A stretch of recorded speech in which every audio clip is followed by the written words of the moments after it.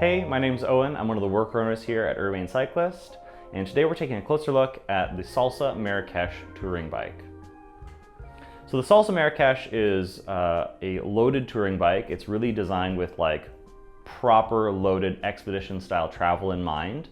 It's got that kind of classic look with a lot of modern sensibility that's very thoughtfully put together by Salsa.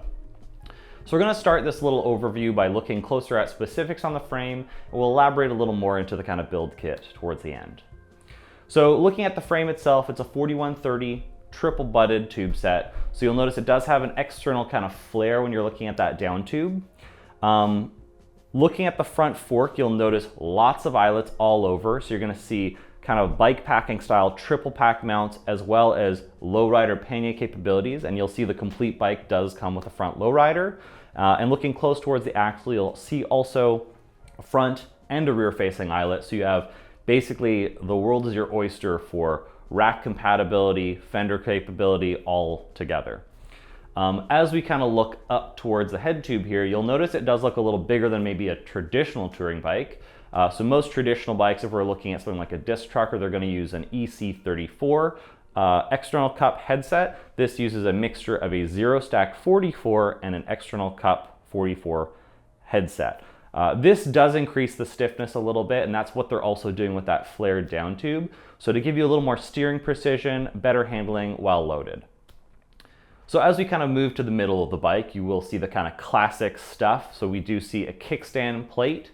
You'll also notice, obviously, this has a rack on it. And probably one of the most specific things to this bike and kind of Salsa's lineup is the Alternator Dropout. So the Alternator Dropout is an adjustable pivoting dropout. So it means you have a steel frame, but you actually do have a replaceable component, just like a derailleur hanger, but it is actually adjustable. So the benefit of something like this is it does mean you have some cross compatibility for components if you are building this up a little different. Salsa does offer this bike as a frame set alone if you want to do a custom build. So as you see here, it's set up for a quick release wheel. You can also run this single speed or internally geared, depending on what kind of alternator dropout you choose. The way I would look at this is they're kind of looking at potential worst case scenarios. Tours don't always go to plan, and by having this setup, you actually can adjust the wheelbase for handling, but also to tension the chain. So just say you break your derailleur, stick goes in and you're in the middle of nowhere, this means you can actually kind of limp to the next town by, tensioning up that chain, making sure you can at least pedal and move your bike freely, choose the appropriate gear, shorten your chain, and continue on your way. Another kind of neat feature they do have here as well on the non-drive side chainstay, they do include a spoke holder. You can hold up to 3 spokes. They do include a couple spares for you as well out of the box.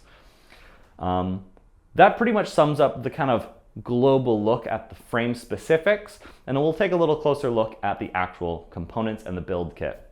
So starting from top to bottom, they have one of my favorite components, the Salsa cow chipper, which is a nice broad flared bar from Salsa. It's still fairly compact, but it also, you'll notice it comes back quite nicely. So you have a huge variety placement for your hands, and you also have kind of a shorter, more rearward facing spot right at the bottom of the drops, which honestly is a great kind of like mix up while you're doing a long tour.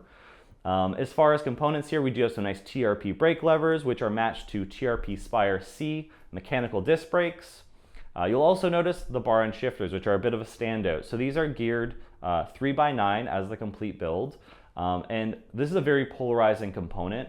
Not everyone loves it. A lot of people have questions of why they would choose to do so. And this is really, in my mind, a very thoughtful choice here, because if you're comparing with a integrated STI style shifter, those are extremely mechanically sensitive components. If you drop the bike into a sandbank, if you have it topple over and gets clogged with dirt, it can completely hinder the ability to shift your bike. A down tube or a bar end shifter is an extremely simple system and extremely reliable. So that's what they're thinking with the build here. The front shifter is what they call a micro index, which really just means it's effectively friction. So you have kind of limitless amounts of trim at your from your start and end points. The rear, on the other hand, is indexed to 9-speed. So you do have individual clicks. You don't have to be kind of as in tune with the gearing as you once did, but they also do have a friction mode. And again, that benefit of the friction mode is if your gearing might be a little out of adjustment, you can switch to friction mode and kind of dial in as needed. So in my mind, that's like a huge asset on a big tour. So really they are clearly thinking world tour, big expedition, and like proper adventure, which makes sense. Salsa is all about adventure by bike. So with adventure in mind, you'll notice these come with a pretty sizable 42 millimeter tire. So with this size tire, you can still comfortably fit a full fender. Without fenders, you can fit up to 50 millimeters, which is roughly a 2-inch tire. So if you want to kind of dabble in more bike packing, maybe a little more rugged, more off-road, you can kind of customize this for your needs. And as we can see, these great racks from Salsa, lowrider in the front to spread out some of that weight. And you'll also notice this alternator rack. So specifically, this is an alternator rack, which means it's designed in line with the alternator Dropout. You'll notice it does have a lower load bar to keep your panniers a little lower. It has that nice kind of classic tapered look. One of my favorite features it has is a top cradle. So if you're putting a dry bag or a tent up top, you have the freedom to remove your panniers without kind of interfering, and it kind of keeps everything nicely centered. Another little sidebar, there is the classic mount for a light on the back of the actual rack here, so you can add a reflector, a light, whatever you see fit. Another thing about the Marrakesh is it's geared with a super wide gearing. So again, with adventure in mind, with exploration, with touring, it's always better to have kind of more gears than you need. So being a 3x9, super wide range gearing, you're gonna have the appropriate gearing to climb up steep hills with load. Probably one of the most versatile and like beautiful bikes I think in the shop. We've been stocking this bike since it came out in 2016, and it's been consistently one of the best-selling touring bikes on our sales floor. So all in all, you can see it's been really thoughtfully put together. It's a very great build kit, and it's definitely one of our favorites here at the shop. You should come check it out for yourself. Thanks. I don't know. I think almost a one take.